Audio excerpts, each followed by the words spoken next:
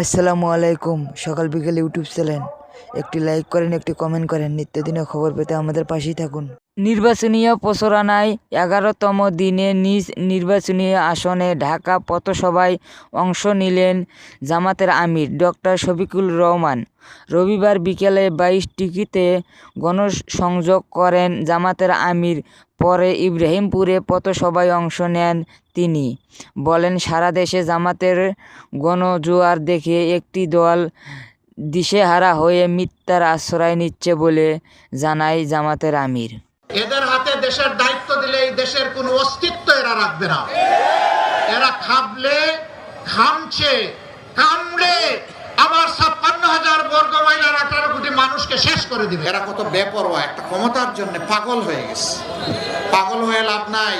মাঘ মাস মাথা ঠান্ডা রাখো, চৈত মাস আসতেছে, তখন গরম করবে। এ সময় তিনি আরও বলেন, অ্যাকাউন্ট হ্যাক করে নোংরামি শুরু করেছেন একটি দল। তাদের পরিচয় উন্মুক্ত করার কথা বলে তিনি। গত রাতে আমার টুইটার অ্যাকাউন্ট হ্যাক করে নোংরা একটা পোস্ট কোন একটা বিপদগামী দিয়ে বসেছে, আর এইটা নিয়ে কিছু মানুষ হই হই রই রই শুরু করে দিছে। হ্যাঁ, আমরা ডাকাত ধরে ফেলেছি। কোন জায়গা থেকে এটা করা হয়েছে এটা আমরা চিহ্নিত করে ফেলেছি।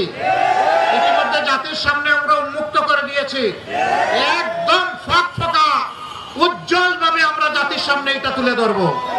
মনে রাখবেন, হাসিনার মতো ফ্যাসিস্টকে পরোয়া করি না, অন্য কোনো ফ্যাসিস্টকে পরোয়া করার কোনো প্রশ্নই উঠে না। একটি লাইক করেন, একটি কমেন্ট করেন। নিত্যদিনের খবর পেতে আমাদের পাশেই থাকুন। সকাল বিকেল ইউটিউব চ্যানেল।